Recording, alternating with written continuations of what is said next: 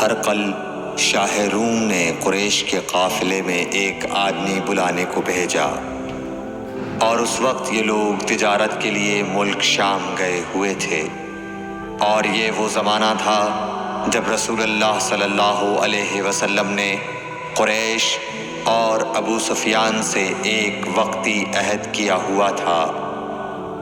جب ابو سفیان اور دوسرے لوگ ہرقل کے پاس ایلیا پہنچے جہاں ہرقل نے دربار طلب کیا تھا، اس کے گرد روم کے بڑے بڑے لوگ، علماء، وزراء و امراء بیٹھے ہوئے تھے۔ ہرقل نے ان کو اور اپنے ترجمان کو بلوایا، پھر ان سے پوچھا کہ تم میں سے کون شخص مدعی رسالت کا زیادہ قریبی عزیز ہے؟ ابو سفیان کہتے ہیں کہ میں بول اٹھا کہ میں اس کا سب سے زیادہ قریبی رشتہ دار ہوں۔ یہ سن کر ہرقل نے حکم دیا کہ اس ابو سفیان کو میرے قریب لا کر بٹھاؤ اور اس کے ساتھیوں کو اس کی پیٹھ کے پیچھے بٹھا دو۔ پھر اپنے ترجمان سے کہا کہ ان لوگوں سے کہہ دو کہ میں ابو سفیان سے اس شخص یعنی محمد صلی اللہ علیہ وسلم کے حالات پوچھتا ہوں۔ اگر یہ مجھ سے کسی بات میں جھوٹ بول دے تو تم اس کا جھوٹ ظاہر کر دینا۔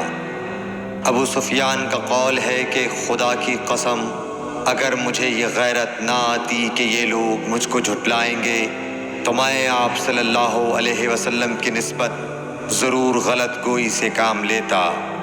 خیر، پہلی بات جو ہرقل نے مجھ سے پوچھی وہ یہ کہ اس شخص کا خاندان تم لوگوں میں کیسا ہے؟ میں نے کہا وہ تو بڑے اونچے عالی نسب والے ہیں۔ کہنے لگا اس سے پہلے بھی کسی نے تم لوگوں میں ایسی بات کہی تھی؟ میں نے کہا نہیں۔ کہنے لگا اچھا اس کے بڑوں میں کوئی بادشاہ ہوا ہے؟ میں نے کہا نہیں۔ پھر اس نے کہا بڑے لوگوں نے اس کی پیروی اختیار کی ہے یا کمزوروں نے؟ میں نے کہا نہیں، کمزوروں نے۔ پھر کہنے لگا اس کے تابعدار روز بڑھتے جاتے ہیں یا کوئی ساتھی پھر بھی جاتا ہے؟ میں نے کہا نہیں۔ کہنے لگا کیا اپنے اس دعویٰ نبوت سے پہلے کبھی کسی بھی موقع پر اس نے جھوٹ بولا ہے؟ میں نے کہا نہیں۔ اور اب ہماری اس سے صلح کی ایک مقررہ مدت ٹھہری ہوئی ہے، معلوم نہیں وہ اس میں کیا کرنے والا ہے۔ ابو سفیان کہتے ہیں میں اس بات کے سوا اور کوئی جھوٹ اس گفتگو میں شامل نہ کر سکا۔ ہرقل نے کہا کیا تمہاری اس سے کبھی لڑائی بھی ہوئی ہے؟ ہم نے کہا کہ ہاں۔ بولا پھر تمہاری اور اس کی جنگ کا کیا حال ہوتا ہے؟ میں نے کہا لڑائی ڈول کی طرح ہے، کبھی وہ ہم سے میدان جنگ جیت لیتے ہیں اور کبھی ہم ان سے جیت لیتے ہیں۔ ہرقل نے پوچھا وہ تمہیں کس بات کا حکم دیتا ہے؟ میں نے کہا وہ کہتا ہے کہ صرف ایک اللہ ہی کی عبادت کرو، اس کا کسی کو شریک نہ بناؤ، اور اپنے باپ دادا کی شرک کی باتیں چھوڑ دو، اور ہمیں نماز پڑھنے، سچ بولنے، پرہیزگاری اور صلہ رحمی کا حکم دیتا ہے۔ یہ سب سن کر پھر ہرقل نے اپنے ترجمان سے کہا کہ ابو سفیان سے کہہ دے کہ میں نے تم سے اس کا نسب پوچھا تو تم نے کہا کہ وہ ہم سے عالی نسب ہے، اور پیغمبر اپنی قوم میں عالی نسب ہی بھیجے جایا کرتے ہیں۔ میں نے تم سے پوچھا کہ دعویٰ نبوت کی یہ بات تمہارے اندر اس سے پہلے کسی اور نے بھی کہی تھی تو تم نے جواب دیا کہ نہیں۔ تب میں نے اپنے دل میں کہا کہ اگر یہ بات اس سے پہلے کسی اور نے کہی ہوتی تو میں سمجھتا کہ اس شخص نے بھی اسی بات کی تقلید کی ہے جو پہلے کہی جا چکی ہے۔ میں نے تم سے پوچھا کہ اس کے بڑوں میں کوئی بادشاہ بھی گزرا ہے تو تم نے کہا کہ نہیں۔ تو میں نے دل میں کہا کہ ان کے بزرگوں میں سے کوئی بادشاہ ہوا ہوگا تو کہہ دوں گا کہ وہ شخص اس بہانے اپنے آباء و اجداد کی بادشاہت اور ان کا ملک دوبارہ حاصل کرنا چاہتا ہے۔ اور میں نے تم سے پوچھا کہ اس بات کے کہنے یعنی پیغمبری کا دعویٰ کرنے سے پہلے تم نے کبھی اس کو دروغ گوئی کا الزام لگایا ہے؟ تم نے کہا کہ نہیں۔ تو میں نے سمجھ لیا کہ جو شخص آدمیوں کے ساتھ دروغ گوئی سے بچے وہ اللہ کے بارے میں کیسے جھوٹی بات کہہ سکتا ہے۔ اور میں نے تم سے پوچھا کہ بڑے لوگ اس کے پیرو ہوتے ہیں یا کمزور آدمی؟ تم نے کہا کمزوروں نے اس کی اتباع کی ہے۔ تو دراصل یہی لوگ پیغمبروں کے متبعین ہوتے ہیں۔ اور میں نے تم سے پوچھا کہ اس کے ساتھی بڑھ رہے ہیں یا کم ہو رہے ہیں؟ تم نے کہا کہ وہ بڑھ رہے ہیں، اور ایمان کی کیفیت یہی ہوتی ہے حتیٰ کہ وہ کامل ہو جاتا ہے۔ اور میں نے تم سے پوچھا کہ آیا کوئی شخص اس کے دین سے ناخوش ہو کر مرتد بھی ہو جاتا ہے؟ تم نے کہا نہیں۔ تو ایمان کی خاصیت بھی یہی ہے، جن کے دلوں میں اس کی مسرت رچ بس جائے وہ اس سے لوٹا نہیں کرتے۔ اور میں نے تم سے پوچھا کہ آیا وہ کبھی عہد شکنی کرتے ہیں؟ تم نے کہا نہیں۔ پیغمبروں کا یہی حال ہوتا ہے، وہ عہد کی خلاف ورزی نہیں کرتے۔ اور میں نے تم سے کہا کہ وہ تم سے کس چیز کے لیے کہتے ہیں؟ تم نے کہا کہ وہ ہمیں حکم دیتے ہیں کہ اللہ کی عبادت کرو، اس کے ساتھ کسی کو شریک نہ ٹھہراؤ، اور تمہیں بتوں کی پرستش سے روکتے ہیں، سچ بولنے اور پرہیزگاری کا حکم دیتے ہیں۔ لہٰذا اگر یہ باتیں جو تم کہہ رہے ہو سچ ہیں تو ان قریب وہ اس جگہ کا مالک ہو جائے گا کہ جہاں میرے یہ دونوں پاؤں ہیں۔ مجھے معلوم تھا کہ وہ پیغمبر آنے والا ہے، مگر مجھے یہ معلوم نہیں تھا کہ وہ تمہارے اندر ہوگا۔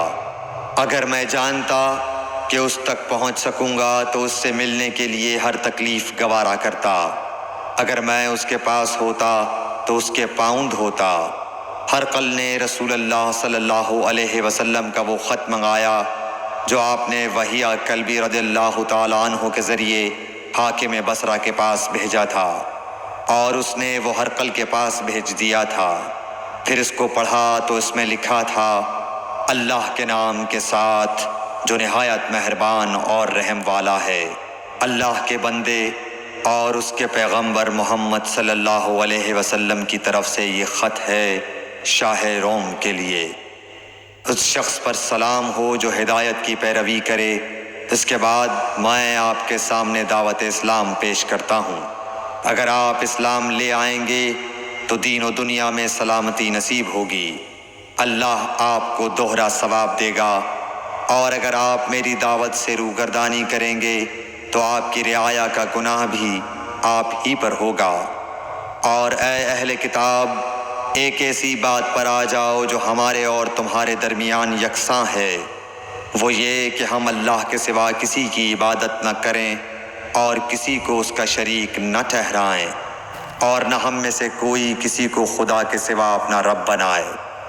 پھر اگر وہ اہل کتاب اس کتاب سے منہ پھیر لیں تو مسلمانوں، تم ان سے کہہ دو تم مانو یا نہ مانو، ہم ایک خدا کے اطاعت گزار ہیں۔ ابو سفیان کہتے ہیں، جب ہرقل نے جو کچھ کہنا تھا کہہ دیا اور خط پڑھ کر فارغ ہوا تو اس کے ارد گرد بہت شور و غوغا ہوا، بہت سی آوازیں اٹھیں اور ہمیں باہر نکال دیا گیا۔ تب میں نے اپنے ساتھیوں سے کہا کہ ابو کبشہ کے بیٹے حضرت صلی اللہ علیہ وسلم کا معاملہ تو بہت بڑھ گیا۔ دیکھو تو اس سے بنی اصفر روم کا بادشاہ بھی ڈرتا ہے۔ مجھے اس وقت سے اس بات کا یقین ہو گیا کہ حضور صلی اللہ علیہ وسلم ان قریب غالب ہو کر رہیں گے، حتیٰ کہ اللہ نے مجھے مسلمان کر دیا۔ راوی کا بیان ہے کہ ابن ناطور ایلیا کا حاکم ہرقل کا مصاحب اور شام کے نصارہ کا لاٹ پادری بیان کرتا تھا کہ ہرقل جب ایلیا آیا ایک دن صبح کو پریشان اٹھا تو اس کے درباریوں نے دریافت کیا کہ آج ہم آپ کی حالت بدلی ہوئی پاتے ہیں، کیا وجہ ہے؟ ابن ناطور کا بیان ہے کہ ہرقل نجومی تھا، علم نجوم میں وہ پوری مہارت رکھتا تھا۔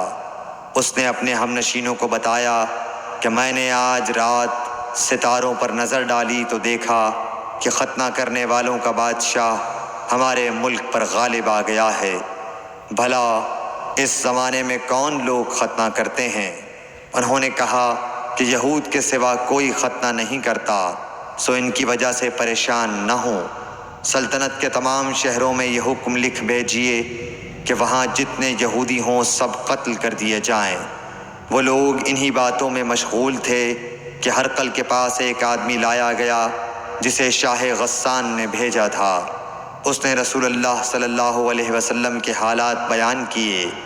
جب ہرقل نے سارے حالات سن لیے تو کہا کہ جا کر دیکھو وہ ختنہ کیے ہوئے ہے یا نہیں۔ انہوں نے اسے دیکھا تو بتلایا کہ وہ ختنہ کیا ہوا ہے۔ ہرقل نے جب اس شخص سے عرب کے بارے میں پوچھا تو اس نے بتلایا کہ وہ ختنہ کرتے ہیں۔ تب ہرقل نے کہا کہ یہی محمد صلی اللہ علیہ وسلم اس امت کے بادشاہ ہیں جو پیدا ہو چکے ہیں۔ پھر اس نے اپنے ایک دوست کو رومیہ خط لکھا اور وہ بھی علم نجوم میں ہرقل کی طرح ماہر تھا۔ پھر وہاں سے ہرقل حمص چلا گیا۔ ابھی حمص سے نکلا نہیں تھا کہ اس کے دوست کا خط اس کے جواب میں آ گیا۔ اس کی رائے بھی حضور صلی اللہ علیہ وسلم کے ظہور کے بارے میں ہرقل کے موافق تھی کہ محمد صلی اللہ علیہ وسلم واقعی پیغمبر ہیں۔ اس کے بعد ہرقل نے روم کے بڑے آدمیوں کو اپنے حمص کے محل میں طلب کیا اور اس کے حکم سے محل کے دروازے بند کر لیے گئے۔ پھر وہ اپنے خاص محل سے باہر آیا اور کہا، اے روم والو، کیا ہدایت اور کامیابی میں کچھ حصہ تمہارے لیے بھی ہے؟ اگر تم اپنی سلطنت کی بقا چاہتے ہو تو پھر اس نبی صلی اللہ علیہ وسلم کی بیعت کر لو اور مسلمان ہو جاؤ۔ یہ سننا تھا کہ پھر لوگ وحشی گدھوں کی طرح دروازوں کی طرف دوڑے مگر انہیں بند پایا۔ آخر جب ہرقل نے اس بات سے ان کی یہ نفرت دیکھی اور ان کے ایمان لانے سے مایوس ہو گیا تو کہنے لگا کہ ان لوگوں کو میرے پاس لاؤ۔ جب وہ دوبارہ آئے تو اس نے کہا، میں نے جو بات کہی تھی اس سے تمہاری دینی پختگی کی آزمائش مقصود تھی، سو وہ میں نے دیکھ لی۔ تب یہ بات سن کر وہ سب کے سب اس کے سامنے سجدے میں گر پڑے اور اس سے خوش ہو گئے۔ بالآخر ہرقل کی آخری حالت یہی رہی۔ صحیح بخاری حدیث نمبر 7۔